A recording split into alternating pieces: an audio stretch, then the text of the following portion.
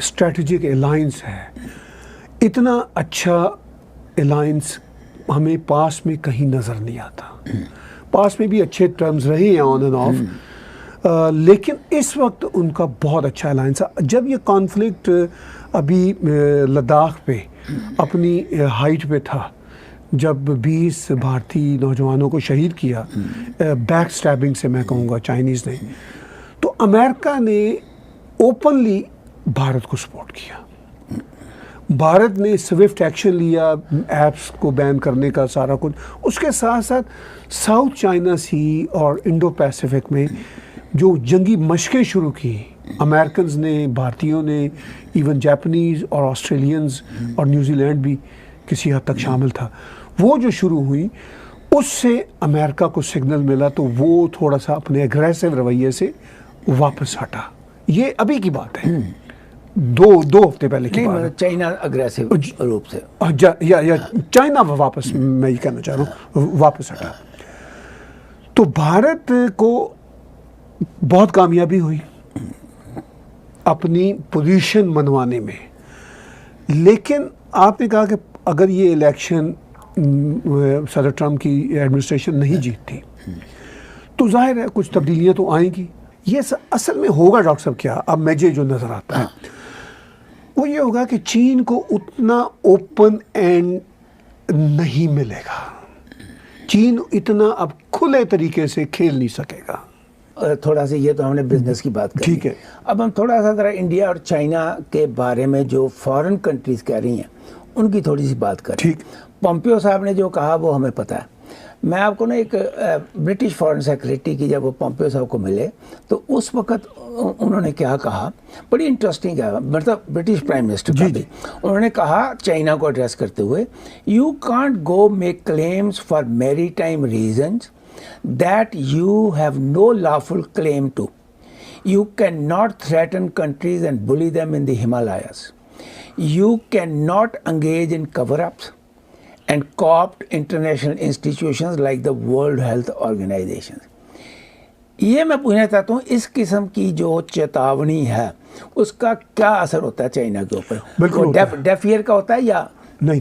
बिल्कुल होता है डॉक्टर साहब, बिल्कुल होता है। चूँकि देखिए, मैं ये यहाँ पे अभी हम इकोनॉमिक्स की बातें करेंगे। इकोनॉमिक्स तो जितना पॉसिबल है वो तो चलता रहेगा। उससे अगर वेस्टर्न वर्ल्ड और अमेरिकन्स ये तय कर लें चाइना की डिपेंडेंसी के बावजूद, तो वो तो चाइना को कंटेन कर सकते हैं। पहले भी कंटेन किया हुआ है, ऐसी बात नहीं है। श्रीलंका की मिसाल मैं बार बार देता हूँ। श्रीलंका की वजह से चीनी बाहर नहीं गए, वो पीछे वेस्टर्नर आए थे।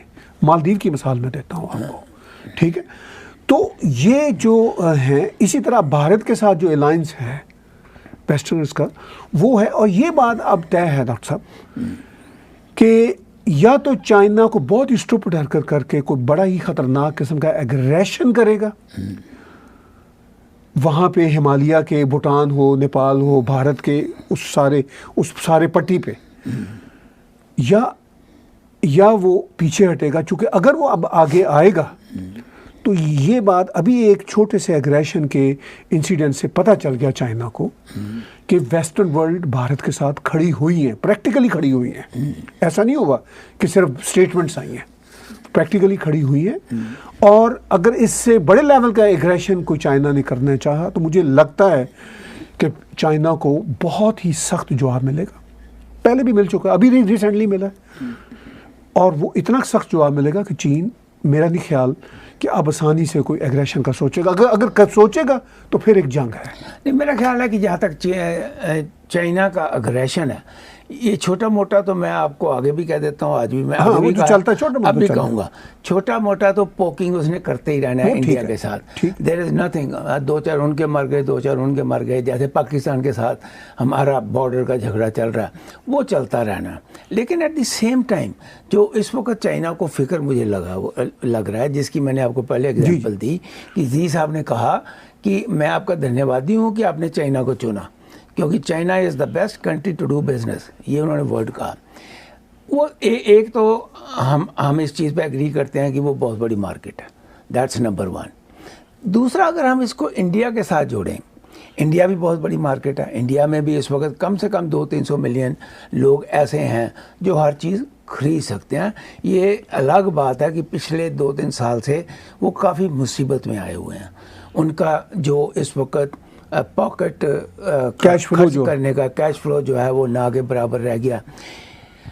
मैं आपसे ये पूछता हूँ कि अगर इंडिया इस चीज़ को करेक्ट नहीं करता अगले 1 साल में, I don't give more than that 1 year, अगर वो 1 साल में इस चीज़ को करेक्ट नहीं करता तो उसका फ़ायदा फिर चाइना उठाएगा जी या नहीं?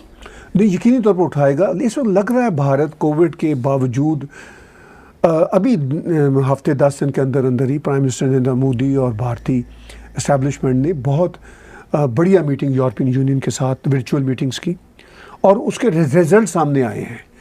और रिजल्ट्स इन मानों में जो स्टेटमेंट्स आ रही है, जो पॉलिसीज आ रही हैं कि भाई वो उन्होंने किया। प्राइम मिनिस्टर नरेंद्र मोदी ने अभी 3 दिन पहले यूएस के साथ एक किया है समिट वर्चुअल, और उसमें उन्होंने दावत दी है कि आप आएँ। लेकिन देखने वाली बात, दावत तो देते हैं, उनको 6 साल हो गए। हाँ, लेकिन अब देखने वाली बात यह है कि कोविड ज़रा और कंट्रोल होता है तो उसके बाद ग्राउंड पे अगर भारत फैसिलिटीज़ इंडस्ट्रियलिस्ट को, फॉरेन इन्वेस्टर्स को वो फैसिलिटीज़ देता है जो चाइना दे रहा है। ताहिर साहब, हिंदुस्तान में कोविड-19 पिछले 10 दिन से लगातार बढ़ रहा है और आने वाले टाइम पे लोग ये कहते हैं कि India will be the number 1 country with the effect of covid. That's number 1। India की सबसे बड़ी जो प्रॉब्लम कोविड-19 में, मैं जो प्रैक्टिकल आपको बता रहा हूँ क्योंकि I know what is happening there. India 19 की जो प्रैक्टिकल कोविड-19 की प्रैक्टिकल प्रॉब्लम है, जो लेबर माइग्रेंट करके अपने घरों में वापस चली गई है, वो लेबर है ट्रेंड। वो फैक्ट्रियों में महाराष्ट्र में, गुजरात में, जी पंजाब में ट्रेंड लेबर है। अब वो जो ट्रेंड लेबर चले जाती है और वो कहते हैं अब हमने नहीं आना, क्योंकि कुछ गवर्नमेंट ने जो है फैसिलिटीज़ दे रखी हैं कि आप अपने गांव में रहकर भी आपको 100 दिन के पैसे मिलेंगे ही मिलेंगे। हाँ जी, नरेगा के अंडर वो मिलेंगे ही मिलेंगे। तो इस किस्म की जब सहूलतें मिल जाती हैं और लेबर की कमी होनी शुरू हो जाती है, मुझे तो आप सिर्फ, क्योंकि आप भी काफ़ी नज़र रखते हैं इंडिया के ऊपर, अगर इंडिया ने अगले 1 साल में इकॉनमी को ठीक ना किया, और इकॉनमी ठीक करने का मतलब है जो लेबर है जिन फैक्ट्रियों से निकली वो लेबर अगर वहाँ पर ना पहुँची, हाँ जी, और कोविड-19 जो है अगर ये दिसंबर तक चला गया, जो कि कम से कम अक्टूबर तक तो जाएगा ही जाएगा इंडिया में, क्योंकि इंडिया में अब कल 50 हर रोज़ 5,000 आदमी बढ़ रहे हैं। जैसे कि अमेरिका में 20 दिन में 3 मिलियन से 4 मिलियन क्रॉस कर गए। अब उसकी कंपल्शन क्या हुई? देखिए काम कैसे रोकते हैं। उसकी कंपल्शन ये हुई कि जहाँ भी पार्टी की नेशनल कॉन्फ्रेंस होती है प्रेसिडेंट के नॉमिनेशन की, वहाँ पर कम से कम 100 मिलियन जो है वो इंडक्ट होता है उस इकॉनमी में, 100 मिलियन। अब दूसरी बार प्रेसिडेंट ट्रंप को भी ये कैंसिल करना पड़ा। अब वो भी वर्चुअल होगा सब कुछ जो होगा। मेरा सिर्फ सवाल ये है, मुझे बार बार यही परेशानी है कि किस तरीके से हिंदुस्तान अगर अपनी इकॉनमी को ठीक नहीं करता, हाँ जी, और प्रैक्टिकली कंपनियों को वहाँ लाके इन्वेस्ट नहीं करवाता इस वक्त। तो देखिए एक बात तो मैं एक बात तो ये समझ गया आप कि कोविड-19 में अभी by the end of this year तो किसी कंपनी ने कोई स्टेप नहीं लेना, ये बात हम मानते हैं। नहीं लेना तो फिर बताइए कि फिर कैसे होगा? वो तो चाइना में तो लगा हुआ है काम।